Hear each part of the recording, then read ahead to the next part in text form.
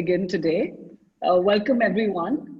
I'm Anjali Ragbir from WritersQi, and I'm delighted to welcome all of you from all parts of the world who have taken the time to attend this webinar. We are WritersQi, an education consultancy firm, which is based in New Delhi, India, and we help students with their college application process. We are very niche and we work with students very closely. Rachna, my colleague who joins us, is an educator, and she's been with me since last year, and we work together with students to help them tell their story and get the best admissions possible. Today, we're hosting the first in a series of webinars, which we're calling the College Brew, because it's all about bringing different universities to your doorstep. Coronavirus has derailed admissions officers visiting India.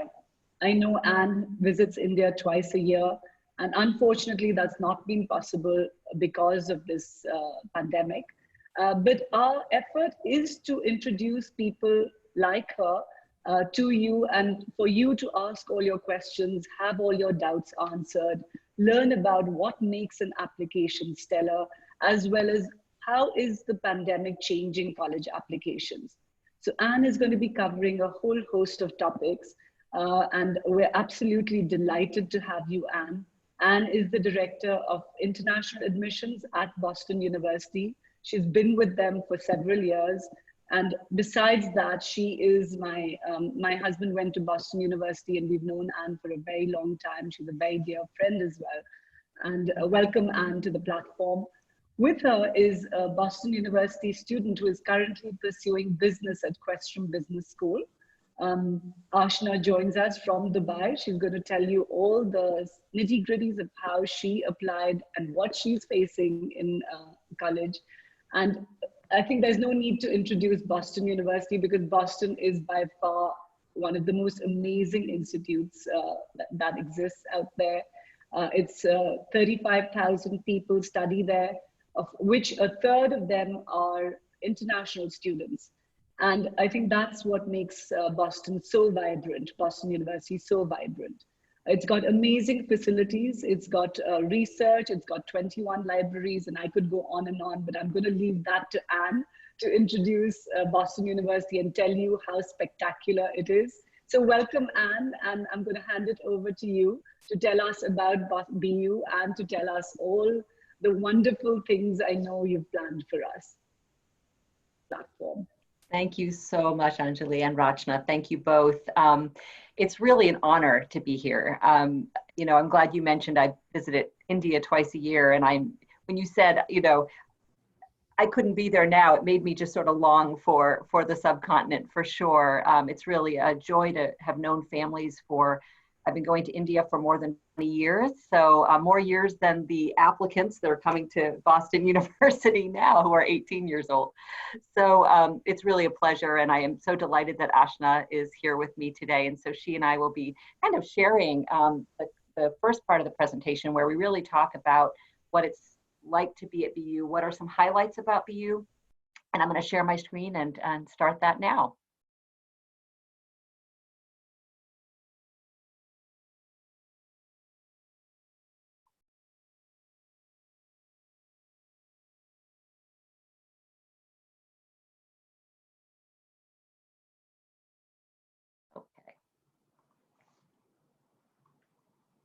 And Anjali, I think you might need to unmute Ashna. Great, thank you. So to begin, Boston University is located in America's college town. On your screen, it would be on the right side there, right along the Charles River. Boston is an incredibly vibrant place, full of top scholarship. Of course, there's, you know, Harvard and MIT. There are 60 universities within a 10-mile radius, you know, Northeastern, Babson, Bentley, Emerson, the list goes on and on. We're ideally situated, we're sort of long and linear. You can see on the right, we kind of line the river there, but we are contiguous. So unlike some urban campuses, we actually are one long linear line, but we're not around the city, sort of buildings floating around the city. And our connection to Boston is great. The subway goes into our campus, and students can access internships and all those great things. So Ashna, I'd love to hear how Boston has sort of impacted your studies to start. Sure. So the beautiful campus, as you can see on the picture, I'm actually just looking at the Charles River right now and missing it. I used to always, right before actually we left for spring break and got stuck in wherever we were, I would sit outside right close to the Sitco sign, as you can see, is right maybe like 15-minute walk from there is the BU beach, and people call it the BU beach even though there's no beach. You can actually the cars running on the highway sounds like waves, so people call it the BU beach, and it's just a huge strip of grass. Everyone sits there, and right next to what, as Anne mentioned, the subway or the train is right in the middle of Commonwealth Avenue. So I love the location because I can go to Boston Commons, the North End, Newbury Street, which is so famous.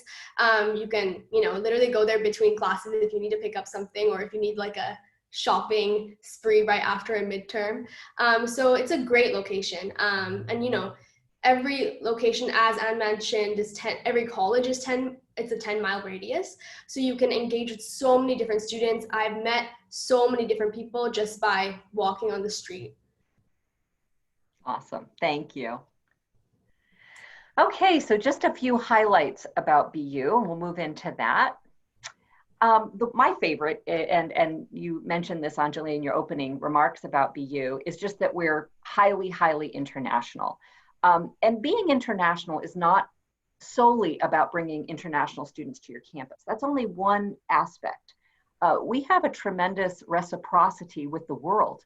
We're actually the first university to offer study abroad. So the idea 100 years ago, where we said to students, you have to think beyond the shores of Boston. It's important. And so that has been really something that's in our DNA and critical to our mission at the university. We also, again, it's not just about students, outward and inward bound students globally, but it's also having that infused into the coursework and into the experience. So including faculty that are international and researchers. So it's really a hub. And of course, the city of Boston is a hub of international students as well. And what has being at that kind of global place for you meant, Ashna? Yeah, for sure. Do you want to add to that, Ashna? So I think, I've heard so many times, as Anjali mentioned, that 1/3 of 35,000 students are international. And I think I was a bit nervous actually coming to, the US, 7,000 miles away. And I actually didn't know anyone from my high school that was going there. So I was a bit nervous the first day. I remember settling into my dorm room, had no idea who my roommate was. And I saw a big poster saying, there's a big event, 200 plus clubs are gonna be on Nickerson Field, which is the big field where all the sports athletes are practicing on. And it's next week. So I was like, okay, let me see if I can meet some people there. When I got there, first, it's a huge crowd. Every freshman student is on that field. And there's over 200 tables and booths. Actually, I got lost so many times. And I was like, I'm gonna try out anything. So I was a little bit interested in film. I joined the film club. My roommate, who is Palestinian, she joined the Indian club because she was, she wanted to get acquainted with the culture. And so did I. So it really didn't matter which community you wanted to fit in because there were so many options. And I think that was the way I got very familiar with the campus because of the people, and the people make up the campus. So I think when you try to get involved, which are my two words that I always say, get involved, you meet so many different people and you learn so many different cultures. Thank you, that's great. The other thing BU, I think, is distinctive. There are a lot of schools that offer a lot of programs. We're one of them. We have over 300 majors and minors or programs of study. But I think the idea that you can move between colleges, so at BU, we're Boston University, but we have 10 schools and colleges. So Ashna's in Questrom School of Business, for example, but there's the College of Arts and Sciences, College of Engineering.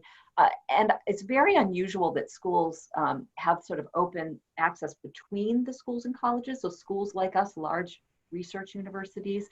So this idea you could be studying in engineering and business, or philosophy and the fine arts. It really is a place where you can transform and have a lot of power over how you want to do that. We also have an honors college, the Killeshond Honors College, and that's a smaller cohort of students that come in, and it's almost like a small liberal arts college with all the benefits of a great research university. And that's important to note. You can, the other thing I want to mention is the College of General Studies, which is instead of a September start, it's actually a January start. It's our second largest college. It is how you fulfill your liberal arts requirements in an interdisciplinary way for the first 2 years. You can take elective courses in there too and start working toward your ultimate goal. And after those 2 years in general studies, you are transitioned into any of our our schools and colleges. And I know, Ashna, that was your story, and I'd love you to talk a little bit about that, because now you're in Questrom, and tell us a little bit about that start. Yeah, for sure. So, CGS, or the College of General Studies, is a 2-year program, and I think it really allows you to become a real thinker. So its approach to this holistic type of education ranges from taking courses including natural sciences, humanities, history, and writing courses. And actually, at the end of the 2 years, so in your final year, you do a capstone project. So just, I think 2 weeks ago, I was working with a group of 6 to 7 students. In my case, it was 7 students, and we drafted a 50 to 60 page paper on any topic. So in that, I think that what CGS, or the College of General Studies, was really, trying to get us to do was to build upon our hard skills, the writing and the research, as well as our soft skills. So working with people. And I think, going into the School of Business, your soft skills are so important. We learn how to present at in every class. We learn how to speak up. So I think CGS in particular really helped me work on those soft skills. And yeah, the capstone project, I think, is one of the best highlights of, I think, my whole education experience as a whole. Great. Now that it's behind you and all your hard work, right? Research and internships. So Boston University is categorized as a teaching and research university. And I think what's important for all of you looking for an undergraduate experience is that we have a program just for you. It's called UROP, the Undergraduate Research Opportunities Program. And it allows students to conduct research throughout the calendar year, so even in the summer, and some of which is paid research. BU is a high-powered research university. We receive over 500, almost 600 million actually in research grants. And some of that funding, over $1 million of that funding, is reserved for the undergraduate research program. We are a member of the AAU, which may not mean anything to you, but it means a lot to institutions. You have to be invited to be an AAU school, and it's all based on your level of research and the quality of your research. So in Cambridge and Boston, there are 3 of us that are AAU schools: BU, Harvard, and MIT. So we're in there. I think there are about 55 in North America that are part of the AAU, but it tells you about the caliber of research that we offer. We also have, I know all of you are thinking about outcomes and what happens when I graduate. Let's think 4 years from now, or 5 years from now, or 2 years in Ashna's case. But our employability statistics are excellent. I think so much of that too is that our brand is really well known, and the quality of our students are really well known around the world. Because of our really powerful alumni network. We have an extraordinary Center for Career Development that really begins work on cultivating these skills for employment as early as a student's first year. And employers come to BU to recruit students. And we have specific fairs for international students. You can imagine with a community like ours that we would have to accommodate that, of course. and we do. So that's just something. So 96% of our students are employed or in graduate school within 6 months of graduation. We are a residential community. That is that we have, like I mentioned, we're contiguous and we guarantee housing for all 4 years. And if you're looking at urban schools, you know that's a rarity because real estate is so difficult to come by. And as Ashna mentioned, lots of student clubs and organizations, and they range from the ridiculous to the sublime. I was the faculty advisor to the Kazakhstani Club, and I was also the faculty advisor to the Picnic Club, which meant that all we did was sit around outside and eat, and BU gave us funding for it. So there you go. Maybe not the healthiest option, but it was a lot of fun. All right, great. Anything I'd like to conclude Ashna's remarks, just if you don't mind, Ashna, some advice for these students that are thinking of applying, and just before you say goodbye and get back to your work. Of course. And Anne, I definitely do need to join the picnic club now. I'm going to look. Thank you. So I think some advice is definitely, since we're in these times where visiting isn't really an option. I think looking at the culture through the eyes of previous students. There's so many websites. There is the newspaper you can subscribe to, BU Today, tells you so much about how students are interacting even in these times over during the year, how professors help you through all the exam stress. It's amazing. My dad was actually just telling me earlier today about, he was reading the Boston Globe and so much about what BU is doing to help the virus is on there.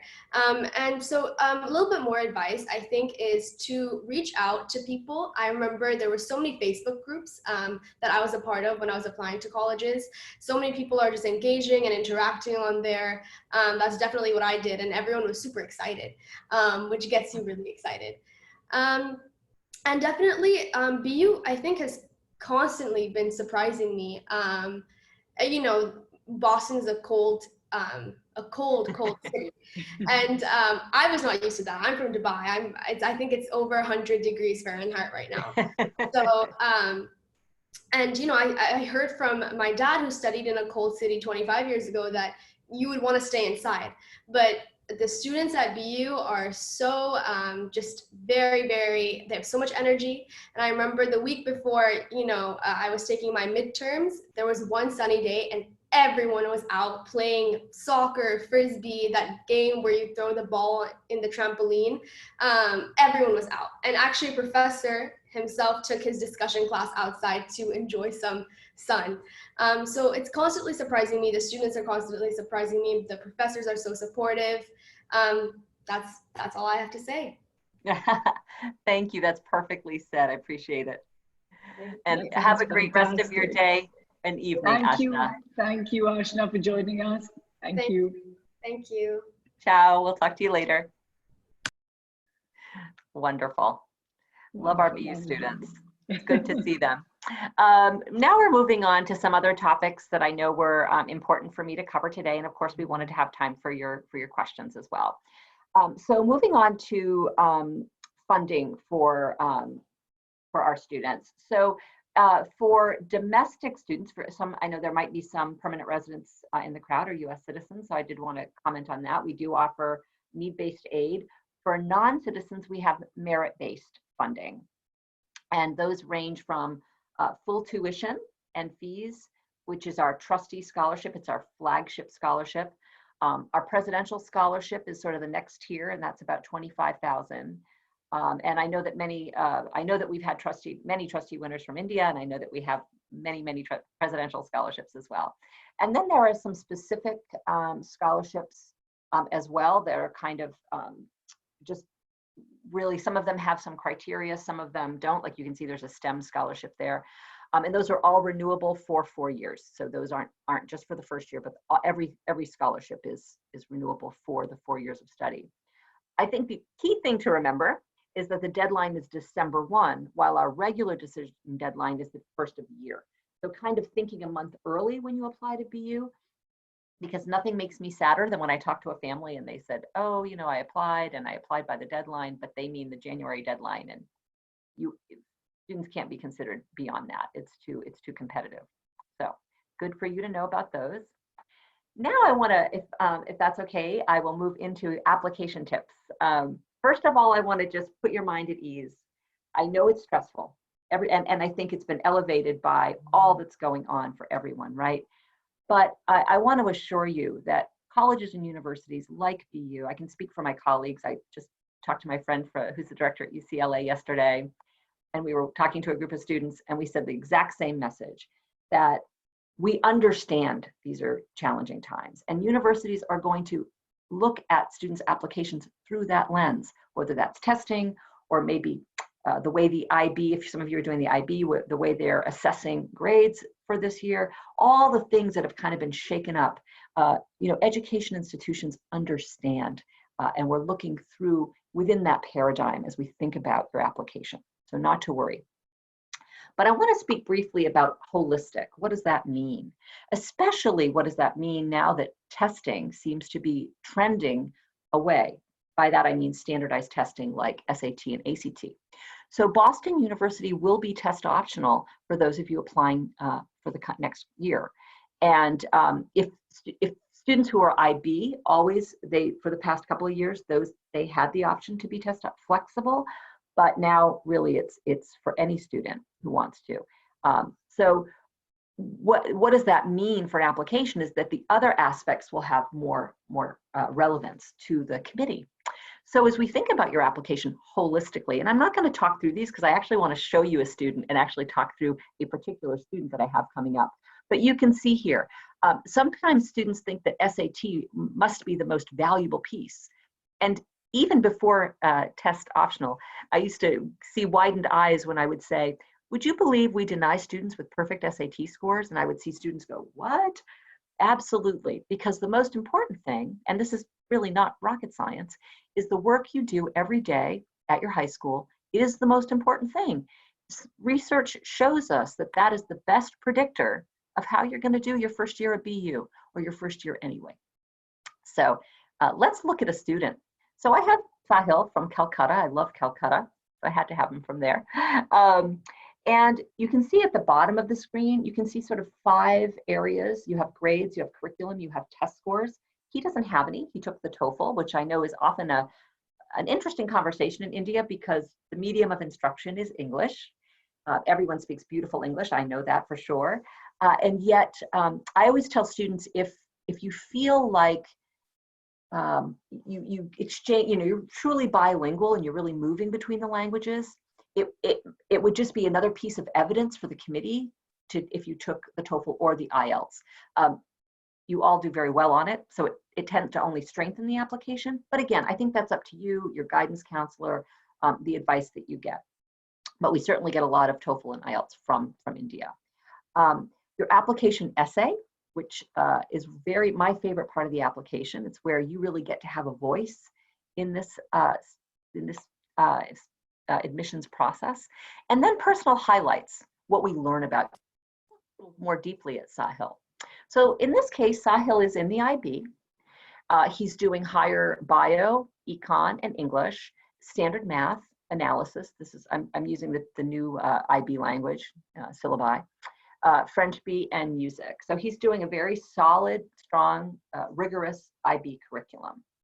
Now, curricula looks different if students want to apply to engineering, right? That might, we would expect physics in that case. So we are going to look a little bit in terms of matching a student's curriculum to what they want to study at BU, but not in the way the UK does, not with such strict guidelines, a little more broadly. We just want to make sure that engineers have the right physics and math to be successful in our College of Engineering. And in this case, we could have Sahil applying to business or to computer science as well in our College of Arts and Sciences. I wanted to show this slide. You can see he has an average GPA of a 3.7. That is our average. And he did not take the SAT, so obviously that's not a factor in his decision. But you can see there's a little fluctuation there. It's I would call it relatively minor, but he dropped a little bit, probably because he started the IB and he was coming out of perhaps either the IGSE or maybe he was coming out of an Indian curriculum, which we see, a national curriculum. And so sometimes we can see a dip as students adjust.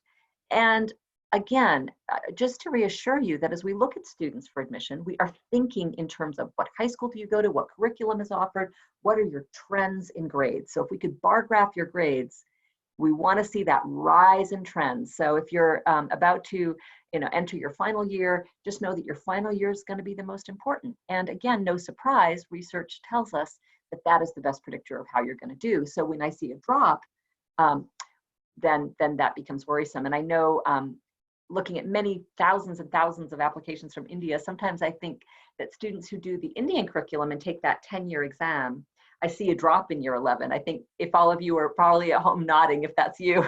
And I think for US universities, sometimes we don't understand, some don't understand the context. So really remembering that that junior year or the penultimate year of your secondary school is going to be important to admissions officers.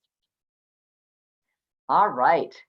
We'll get a letter of recommendation from your school counselor, from a teacher, and then we ask, what are you involved in? He's in the entrepreneurial club, he plays soccer, he's in the band, he's doing student government, he's lived in 3 countries. Now, some of you are probably thinking, oh my gosh, but it's COVID, and I'm not doing any of those things now. What are universities going to think about? Well, believe me, again, the compassion and understanding of this process, we're all living this. So we don't expect you to be doing these things. In fact, we think that was probably not the wisest thing to do, to collect with people and do things like that. But we will want to know what you're doing with your time. I was sharing with Anjali before we started that I'm doing one of those free courses through Wellesley College, one of the MOOCs to learn Italian. So it's more like, how do you spend your time given the conditions that we're all in? And they can look different for each of us. I'm not suggesting everyone go take an Italian course at Wellesley, but just to think about what resonates with you, what can you do with this time that you have with your family, and engaging in a different way. And so we'll all be thinking about those things as we move forward. And I'm sure that every application will have pieces of that. In fact, my understanding is the Common application will have a segment that they've added this year to ask, I think it's 150 words, I can't promise you that, but it's a short blurb where students will be able to talk about how COVID has impacted their lives, which I think is a great addition to the Common application, which is what we use. Right. In fact, and to interrupt you there, I've got the question here, and it's a 250-word response, and it's going to ask you all sorts of things of how it affected you, your family, and your education, etc. Perfect. Which is lovely, you. which is great. Yeah. I think and it doesn't detract from the general essay, which some students may opt to write about that may also be part of that. I understand. But it's so wonderful that they've reserved this space. Sure. The other essay that we have that I think, if you're looking at a scholarship and looking for admission in a selective university, is the YBU essay. We call it the YBU. It's institution specific. And you may think, oh, BU, they get 65,000 applications. They don't read all that. We read all that. So that small essay can be very, very meaningful to us. So for example, if in the essay, YBU, you talked all about Boston, and that was all you talked about, then my answer is, well, there are 60 schools in Boston. Why Boston University? And that's why you need to do research. And that's why these kinds of workshops, these kinds of webinars, talking to students, talking to alumni, can really help shape and formulate your understanding so that you have a really nice and concise and thoughtful answer to that question in particular. I did want to bring up another student. She's from New Delhi, Ashmita, and she is coming. She did opt to take testing. She is in the Indian curriculum, which we consider obviously very rigorous as well. We do look at what stream students are in as well to look again for math preparation. I mentioned sometimes I see a little bit of a drop in the 3rd year, and that has been Ashmita's story. So at BU, you can imagine, with students coming from all over the world, we really see every kind of curriculum you can imagine. State curricula, from the Abitur to the Swiss Maturita to schools in Brazil, we see it all. So we really do understand. And then as I said, I've been coming here a long time, so I've had a little bit of experience with Indian curricula. Perfect. Are there any questions about the application process in particular, Anjali, before I move into talking a little bit more about COVID? So I think one of the questions that a lot of students have is, if you are going test optional, but how will you evaluate a student who submits the SAT scores as opposed to one who does not? If they were the similar sort of profile and one had the SAT score and one didn't, how would that impact the application? Great question. I love those questions that are always like, you have two students and one has this and one, and it never ever, in a committee, it never ever comes to that, I promise you. But when we really, I think the important thing for you to know is, first of all, think about your score before you submit it, right? So our average is about a 1460, just to give you some, range. Now that's a range, that's the midpoint of our 50% range. So, I think you should speak to your counselor, to others, to advise you on whether or not you should submit it. It's not going to be something that we're going to look at and will make or break the application, because remember, the most important thing are grades and curriculum. So for the student who does not submit testing, we have one less piece of data, right? We don't have the SAT in that student's case. So all the other pieces are going to be really important. So grades, curriculum, of course. Now you have the student that submits the SAT. Are grades still going to be important? Absolutely. They're just submitting an additional piece because they're opting, because perhaps they feel like it really showed their strengths and highlights some strengths that maybe are not revealed in other ways, and they think that will add value to their application. So it's really a personal choice, but how we're going to view it is, we're still going to look at the same, we're going to just look at it in the context of the application in both cases. Sure. So there's not going to be an advantage or a disadvantage. Okay. So another question is around APs, because APs are being administered online. It's an open book test. It's being taken at home. Yep. Will they have the similar weight that they had in previous years, or is it going to be, something that is not so strong in the application? Absolutely, they'll have the same weight. Again, this goes back to institutions are being sensitive to what's happening, right? Assessment for the IB has changed. Assessment for A levels has changed. Everything has changed. And so we have to work within that. And so I understand that, the assessment is for the AP is about 75% of the course content. So it is different. And we're very aware of that in higher education and among the leadership. So not to worry. We understand these are very unusual circumstances. We know you are doing your best work in a rigorous program, but things have shifted, and so we'll move forward. Not to worry about it.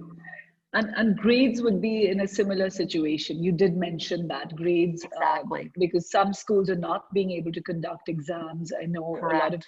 a lot of people are changing it, how it's being administered, the final exams, etc. So all of that would be given weightage, depending on where the student comes from.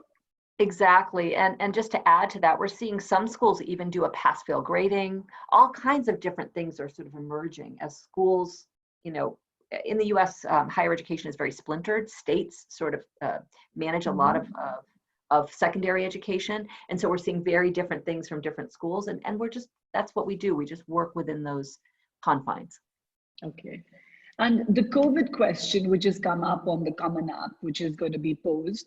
So they're saying it's optional, but what is your opinion? I think there's a lot of concern about that. Is it really an optional question, or is it something that one must answer? Because it's part of the additional information. And they are giving you the option of, not opting for it. But what do you think? I think if it's optional, it truly is optional. We would never say, oh my goodness, I can't believe Anjali did not answer that COVID question. Why wouldn't she do that? We would never think that way. There's also there's always been an additional information section to the Common App, and will still be part of it. We'll have the COVID and the additional information. And lots of students don't opt to write in that section. And sometimes students do. They really want to say something that they want to call out. Like sometimes it's a personal experience, or it might shed light about their drop in grades.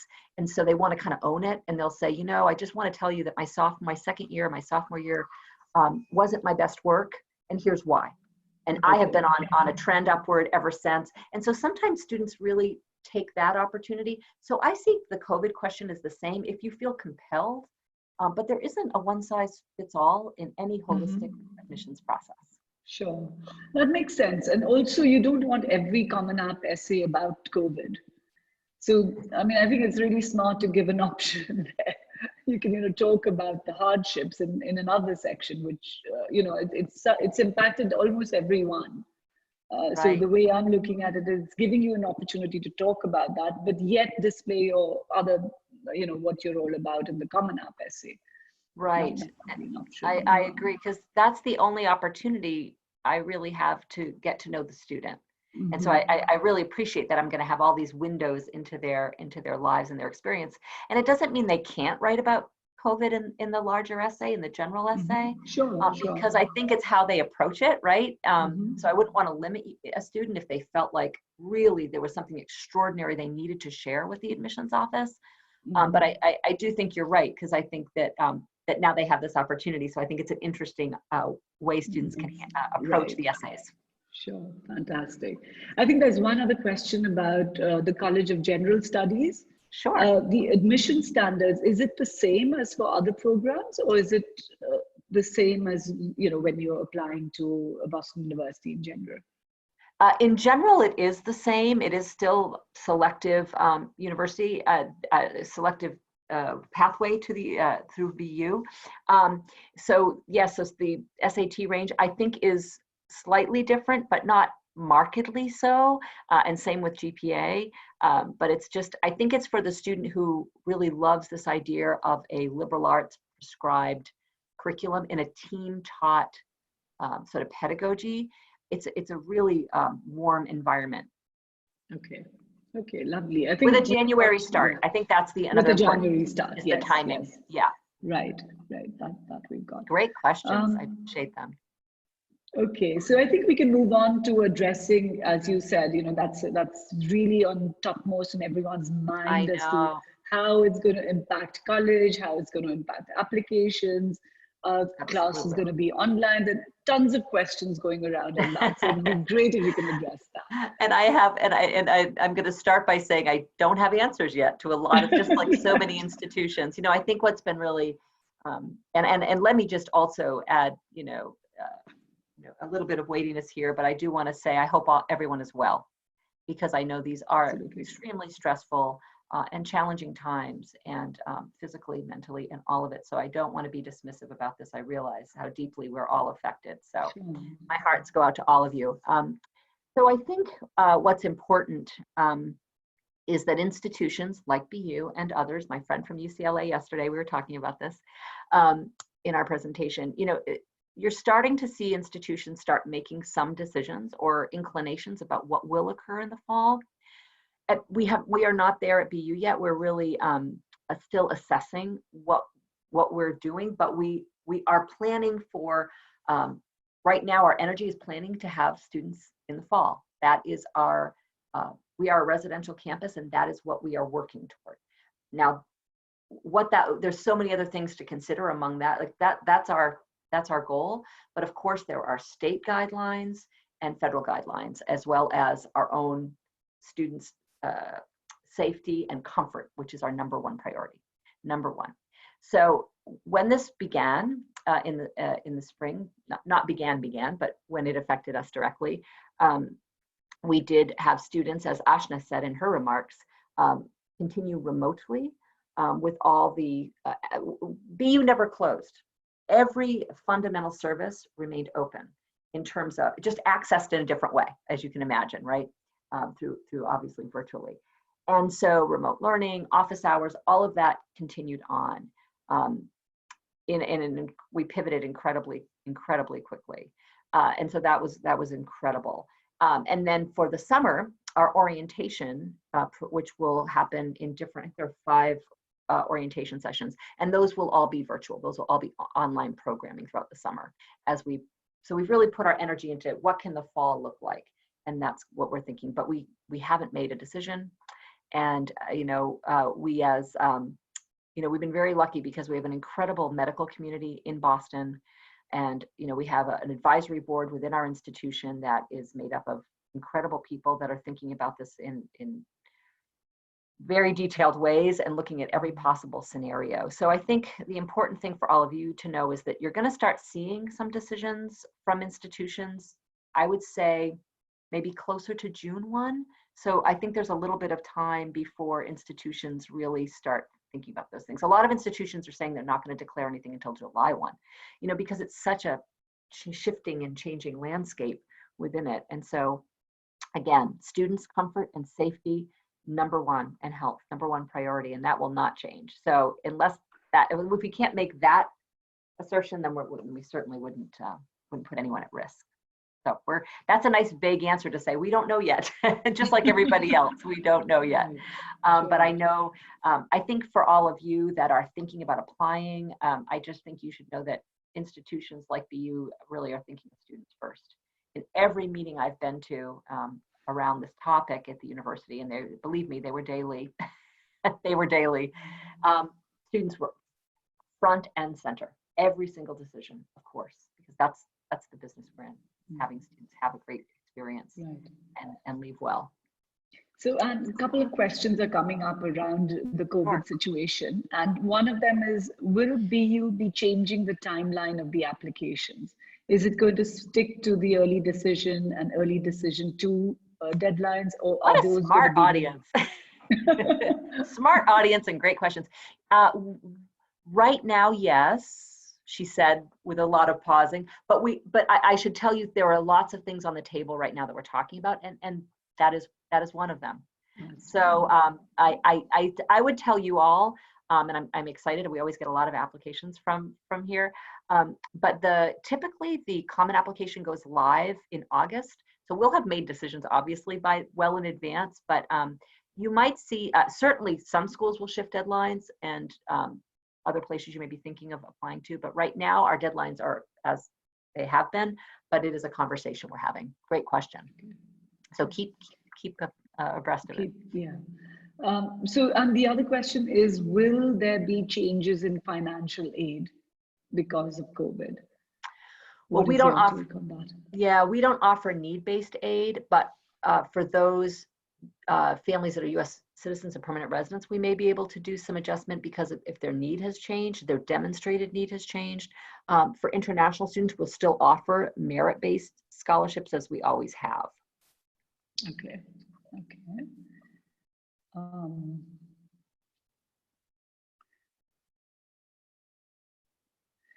I think the one question that is on everyone's mind is that, are there going to be a lot of deferrals? And if so, how would it impact the class of 2021? Will it become more competitive because there'll be less seats available?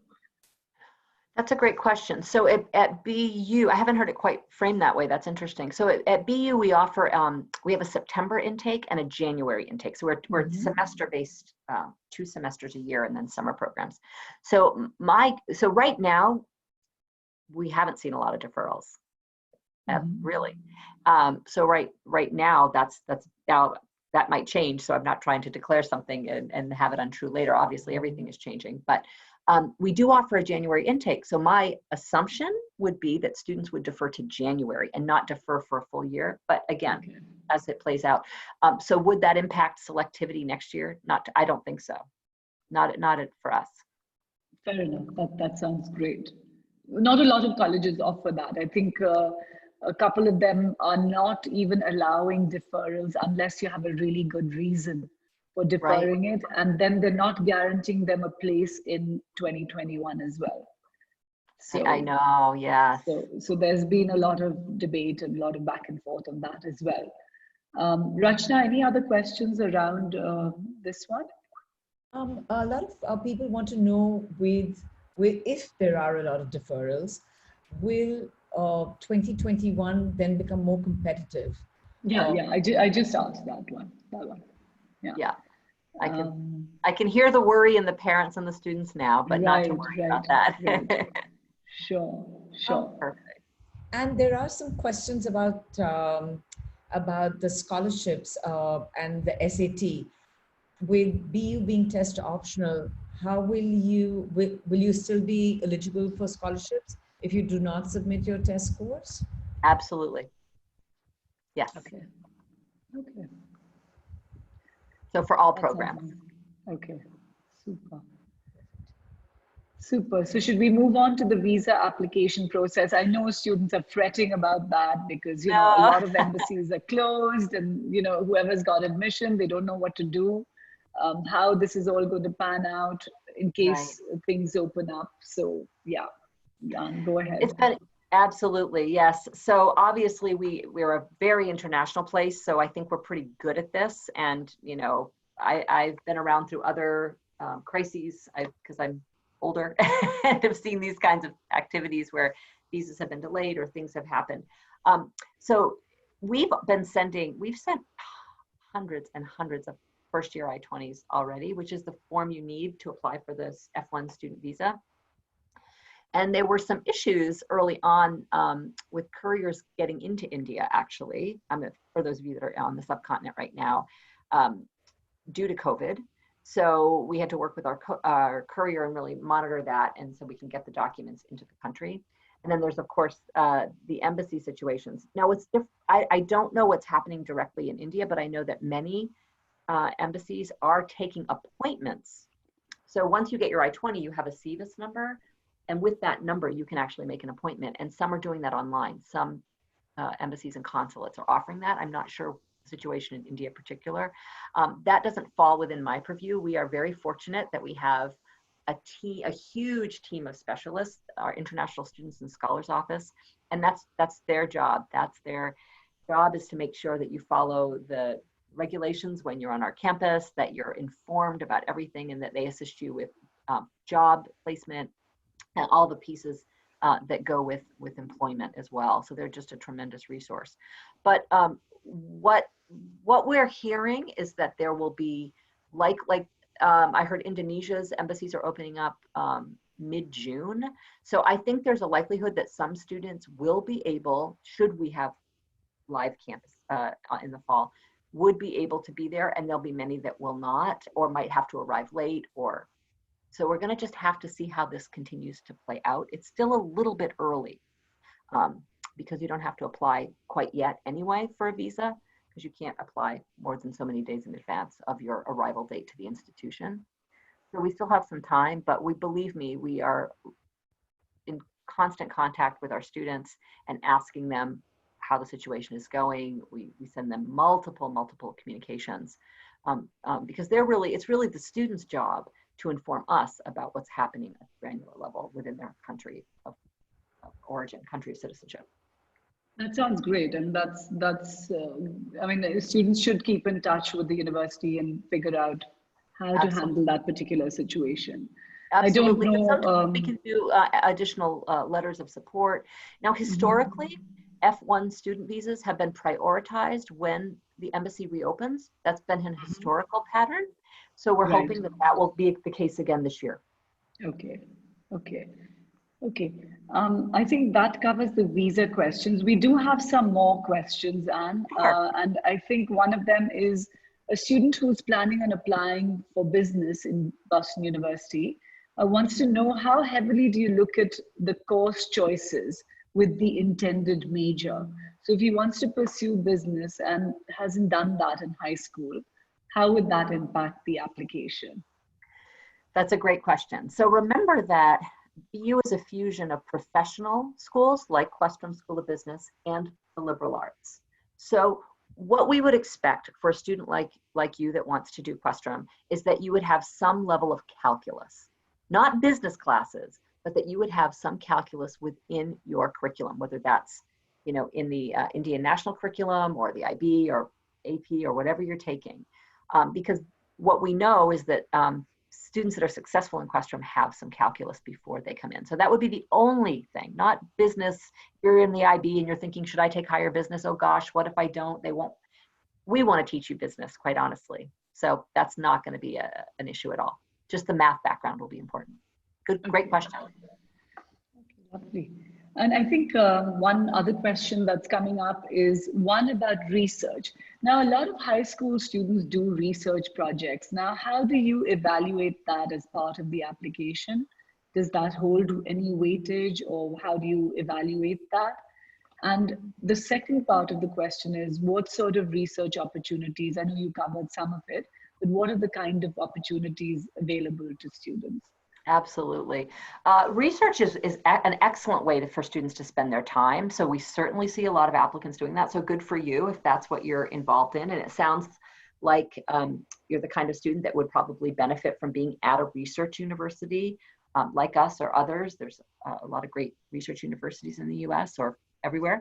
But we offer an undergraduate research program, and that really is distinctive for us. It is funded in part by over $1 million in research funding for the undergraduate program, and you get to be mentored directly with a researcher, and it covers the gambit. There is high-level research in biomedical engineering, and then there is social science research. There's business research. If you go to the website bu.edu/UROP, Europe, you will be amazed at what you see there. And that only will continue to expand. So there's just a lot that students can do. Typically, students engage in research, you have to apply for it. So typically it wouldn't be your first semester, but certainly after that. I had a great student from Mumbai who I remember her well. She's graduated, but she did research every semester she was at BU. Save her first semester.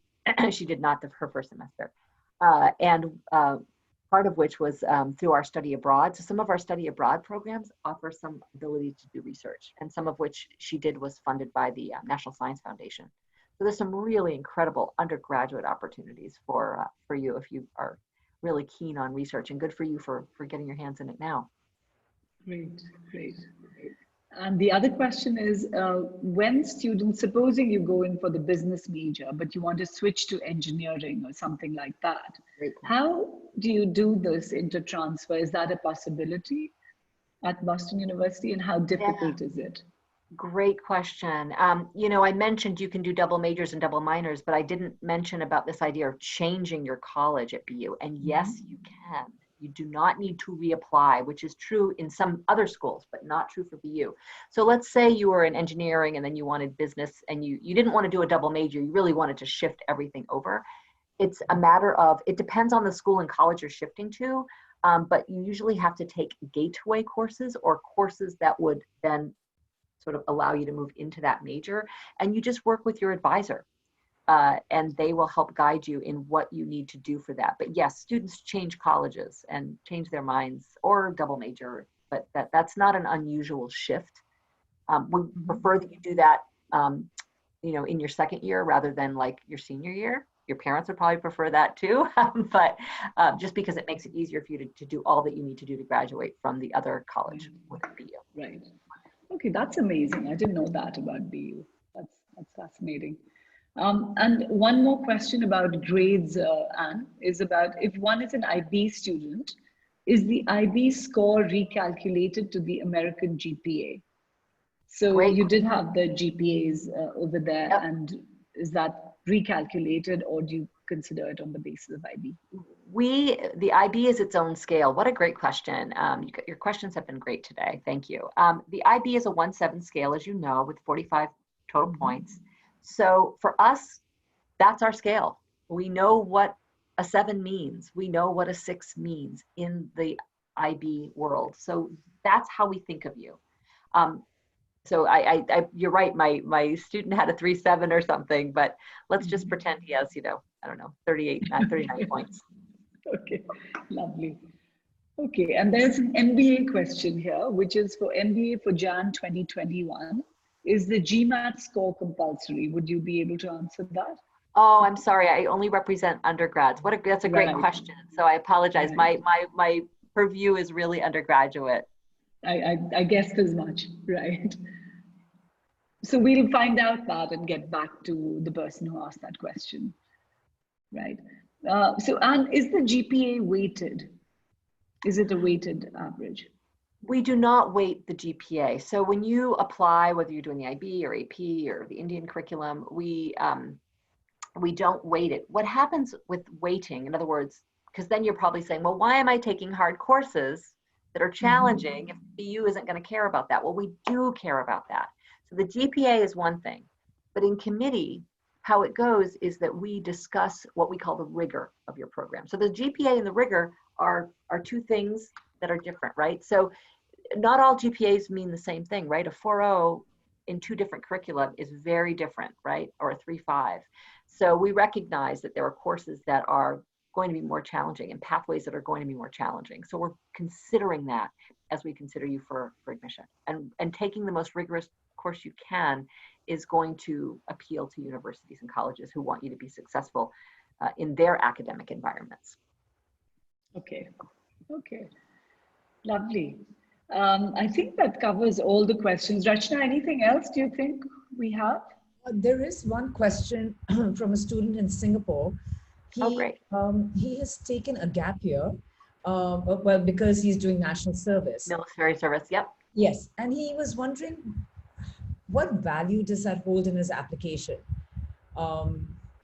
Does that give him an advantage at all, or is it looked at positively? I think it's, again, every student's story is different. So I wouldn't say it's better or less than, but I think it's just his unique story. And we know that about the Singaporean pathway. And so we see a lot of that. That's not unusual. I will say sometimes we think there's some maturity that happens over gap years and over time that we consider, which is not a negative thing at all. So. Great, thank you. Okay, and I think that's been a wonderful, very, very informative session. It's been fantastic. Thank you so much for joining us. And I think I just want to tell them all about one more, the webinars that are coming up, and I'm just going to put that on the screen.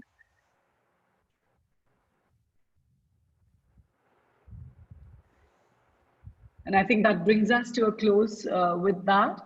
Thank you so much, Anne, for joining us. Thanks, Rachna, for conducting it. And thank you to Ashna for joining in from Dubai. And we'll be in touch with you, Anne, with all our questions and queries. And thank you so much for taking out the time to be with us. Thank you. Thanks, everyone. Thank you. Look forward to having you in India soon. Take care, everyone. Thank you so much. Thank you. Thank you. Bye, Anne. Thank you. Thank you, Ashna.